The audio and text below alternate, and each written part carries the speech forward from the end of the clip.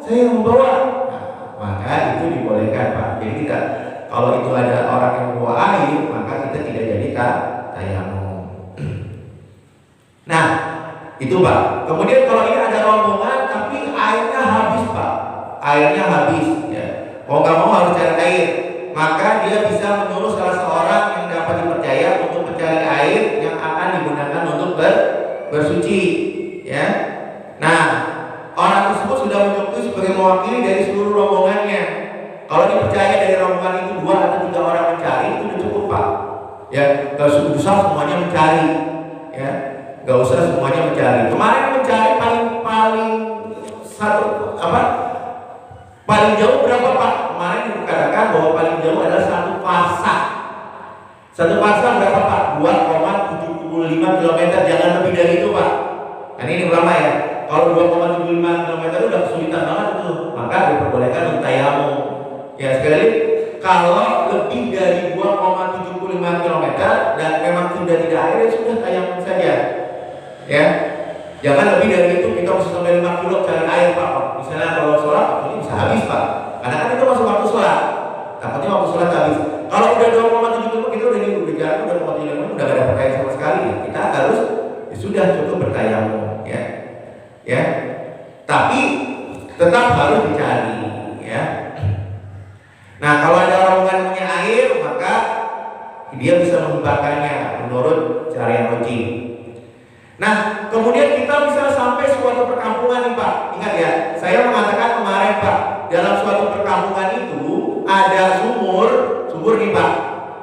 Kebiasaan kita kan langsung ambil air di sumur ya, padahal itu milik orang, nggak boleh Pak.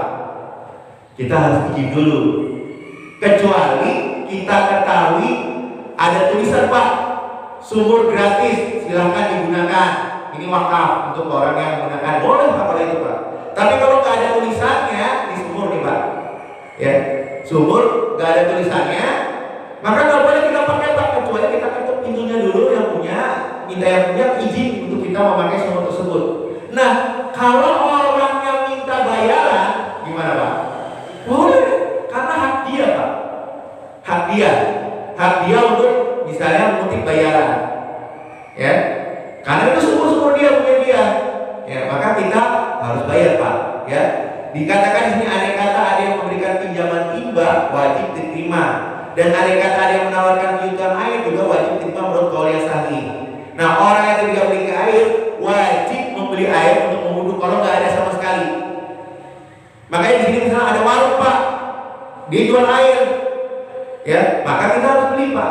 Nggak bisa kita minta. Kalau memang saya nggak jual, saya nggak, ini harus dibeli Pak. Makanya mohon maaf ya, saya kurang tepat, mohon maaf ya, kurang tepat. Ya, misalnya ada seorang menteri, ini kita tidak, ini berdasarkan fikih aja Pak, bukan saya menjelaskan menteri itu, yang mengatakan SPBU itu nggak usah bayar.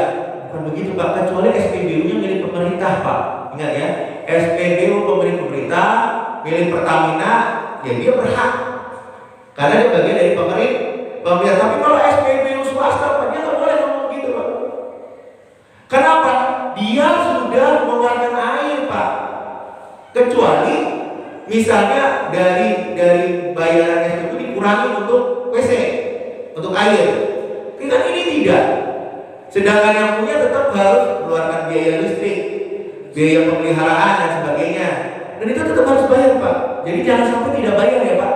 Kalau kita masuk WC berwudu dan sebagainya, kalau di situ diharuskan bayar Pak. Ya bayar. Karena ini hak mereka, karena mereka mengeluarkan air itu juga pakai biaya. Hak dia. Jadi kita jangan berpikir gratis dulu Pak, kecuali memang pemerintah menggratiskannya dan membiayainya.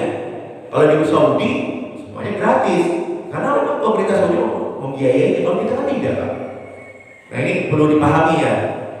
Ya di negara-negara maju listrik gratis Pak, tapi jangan samakan dengan kita Pak. Ya jangan samakan kita, maka kita nggak boleh nyolong listrik Pak. Nempelin, maaf ya, nempelin ke itu juga nggak boleh Pak. Harus izin. Nah biasanya kalau tempat-tempat keramaian juga kalau kita pakai listrik kan harus ada izinnya Pak. Ada izinnya nggak masalah. Kita minta izin nih, ada saya mau 2 hari mau mengadakan walimah urs pernikahan. Kan mohon maaf ya, kalau pakai listrik kita jebol Pak, jatuh anjlok. Nah biasanya tetap kan. Tapi kalau tempat lain, kalau tempat di sana tetap izin, ada izinnya Pak. Izin penggunaan, nggak apa-apa, izin ditahu. Oh ini izin listrik. Kalau nggak jadi bermasalah Pak nantinya, ya. Dan kita dianggap mencuri. Kalau kita izin nggak mencuri Pak, karena kita izin untuk pemakaian pada misalnya ada keramaian.